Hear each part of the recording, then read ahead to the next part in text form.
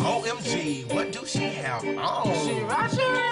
Her lace front is all wrong. Yeah, she ratchet. Brothers Emmanuel and Philip Hudson are making a name for themselves. Currently living in the Atlanta area, they're originally from the Mid-South. Yes, we are from Mississippi. I was actually born in Mississippi. I'm from Mississippi to be exact. And I was born in Batesville, Mississippi. We have a lot of family in Clarksville, but we were actually from kindergarten to second grade, Charleston, Mississippi. Their video, Ratchet Girl Anthem, has gone viral. Just 1 month after being uploaded to YouTube, it's already gotten over 11 million hits. It's unbelievable. We never even imagined it. You gotta pay for everything. I'm broke. Girl, I'm broke. The Hudson brothers are young. Emmanuel, 21, Philip, 19. They've been making videos and uploading them to YouTube since 2009, with each getting millions of views. Got the tracks yesterday. Girl, did you get the groove? You know it. And Ratchet Girl Anthem is by far the most successful video. But what exactly is a ratchet girl? Ratchet is when you're just doing something out of the ordinary. You're just doing too much. Girls, if you still walking around with a lollipop in your ponytail, They know about that. They know. That's ratchet? that is beyond ratchet. That's really. grade A ratchet.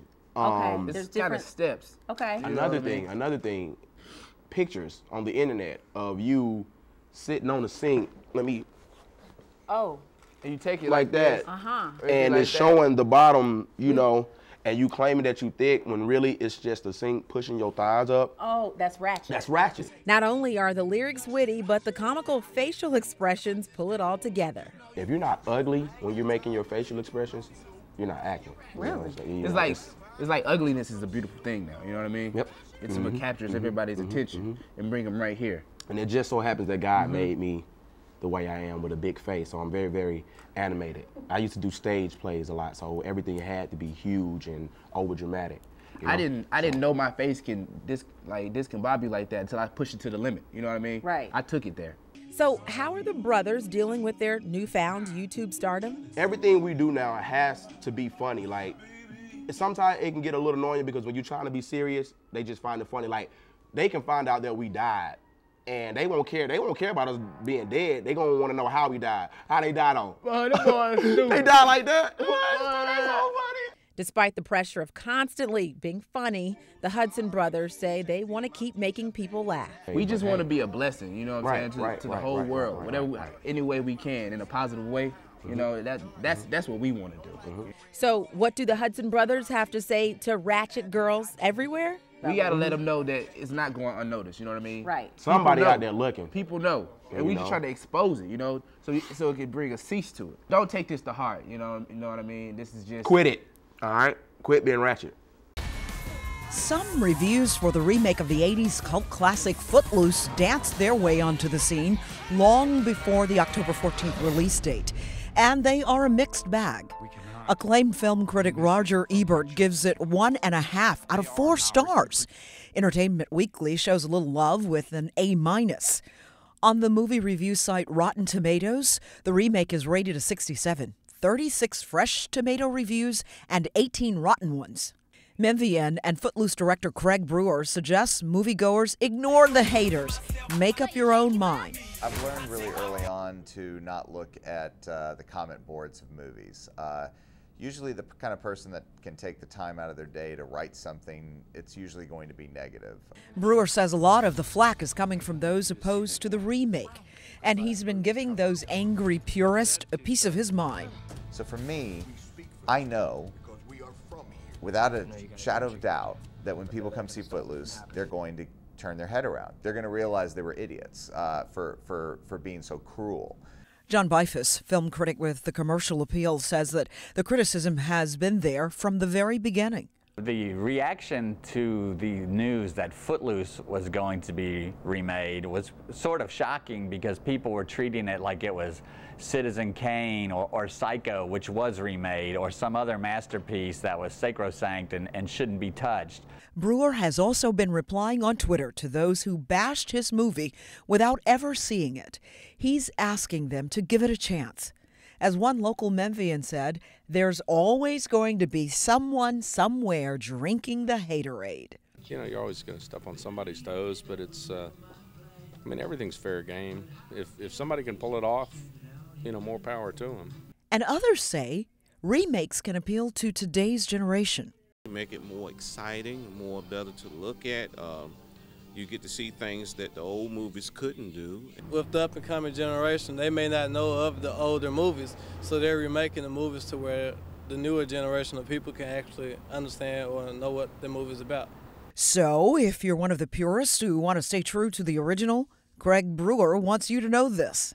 If everybody wants to coil up with their VHS copy of the original Footloose, have at it. Go for it. I love the original movie, but you can't put that movie in front of a 12-year-old and say, you better like it. You can't do that. It's ridiculous. So if people want to do the divisive line, they're welcome to do it. But they're going to feel like an idiot when they come out of my movie. Merle Purvis, Fox 13 News. Many consider the first motion picture to be The Horse in Motion, made in 1878. And now, 133 years later, we make new movies with 3D technology, computer graphic animations, and special effects. But is Hollywood running out of ideas? Why are movies being remade? I think the argument is valid in some cases, but it's also a bit naive because Hollywood's been remaking movies since Wizard of Oz. Film director and Memphian Craig Brewer's remake of the 1980s cult classic Footloose is just one of dozens of remakes set to come out within the next 2 years. But did you know? I didn't want to do the remake of Footloose. I turned them down twice because I think I was in the boat with a lot of people. It's like you can't really improve on the original, or there's no way to make it relevant to today's audience. But then I began to see a way to make it relevant. So why do it? What is the Hollywood obsession with remaking movies? One of the problems with remakes today is that studios are always looking for franchises and blockbuster type movies, and so if something was successful in the past, they think maybe they can replicate the success by remaking it. John Bifus knows movies. He's the film reviewer for the Commercial Appeal. While he says for many filmmakers and top movie executives, money is the motivation behind remakes, Brewer says remaking Footloose was all about the story. I'm trying to make a movie for 13-year-olds today that gave me the same feeling that I had when I was 13 and I saw Footloose. And there hasn't been a movie for teenage audiences, there hasn't been a movie for dance audiences that have explored the morals and the themes and the energy of the original Footloose. Movie remakes get a bad rap because frankly there are so many bad movie remakes. If you remake something that was done right in the first place, then it becomes redundant. Why are you doing it again? Unless, as in the cases of Scarface and The Fly and The Thing and some other good remakes, you can find a justification for revisiting the material. And Brewer says he's made the remake of Footloose relevant. We're living in this post-9/11 time of care, but also caution. You know, I think that you look at the original story of Footloose, and it's really about parents overreacting to a horrible tragedy. Well, that's not just for the 80s. Good morning, Memphis. We thought we'd have our own, shall we say, X Factor competition. Yeah, we started it back in September. You might remember it. Well, we're back now to see how the competition has held up. Yeah, the contestants, of course, are... Let's talk about Tom Tease, Brian Basham, Earl Farrell, and... This guy here. Yeah, Ed Eccles. I'm sorry, I was trying to leave him off, but that wasn't going to work. Yeah, Brian and Earl are off, so we recorded their performances. All right, we're going to go ahead and start with Brian Basham. It's beginning to look a lot like Christmas everywhere you go. Take a look in the 5 and 10, glistening once again, with candy canes and silver lanes aglow. It's beginning to look a lot like Christmas. That's your competition. Yeah. Greg, I don't know what you think, but I'm sure Simon had something to say. Let's hear what he had to say. Brilliant. God, I really like you. In terms of potential, you're one of the best we've ever had. Wow, Simon was really impressed. Okay. Impressed before he had a chance to hear Earl Farrell and his performance that was recorded. Take a listen to the big Earl.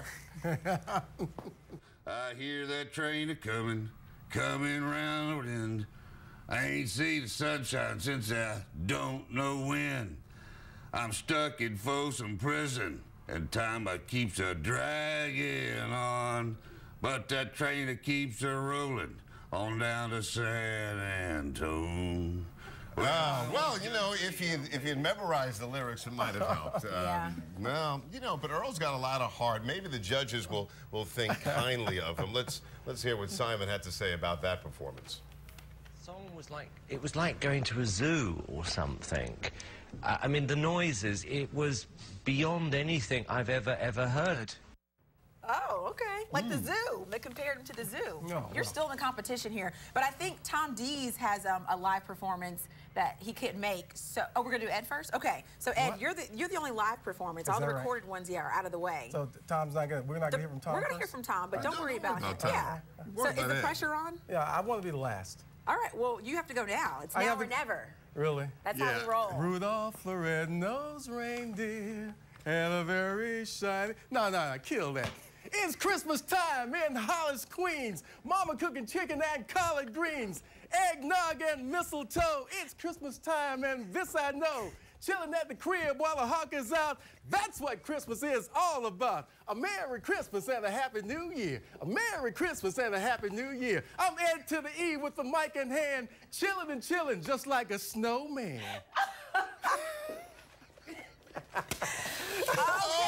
Simon! Simon, what do you say? What do you say? That was single-handedly the best first audition I have ever heard. Oh! See? Simon! Simon's always right on the money. That's what I like about that cat. He's right on the money. Did you just ad-lib it? Would you just like... Yeah. Kill that. I love that part. I wrote that during the morning show. Right. I wrote this whole thing during the morning show. Because you had plenty to do. He said it's been 47 all morning long. That's all he told us. That's Brady. 47. Okay, let's go to Tom Dees to hear some competition. All right, hey, Dees, what you got? Jingle bells, Batman smells, Robin laid an egg, Batmobile lost its wheel, and Joker got away. Everybody sing. Jingle bells, Batman smells, Robin laid an egg. Okay, let's hear what Simon has to say about that very creative rendition. Not in a billion years. There are only so many words I can drag out of my vocabulary to say how awful that was. It was absolutely terrible. Well, I think we know who Simon's favoring so far in this competition. So, you know what? It's not up to Simon now. No, it's up to you, the Good Morning Memphis viewer on Fox 13. Yeah, we're going to ask you to text the word sing to 65635. You choose your winner from A, Brian Basham, B, Earl Farrell, 2 recorded performances, C, live, Ed Eccles, he's in the house, or D, Tom Dees. We will reveal the results coming up in the 9 o'clock hour of Good Morning Memphis. That's about 20 minutes or so from now. So start voting if you want to see your favorite win, whether that's Tom Dees, Brian Basham, Ed Eccles, and wow.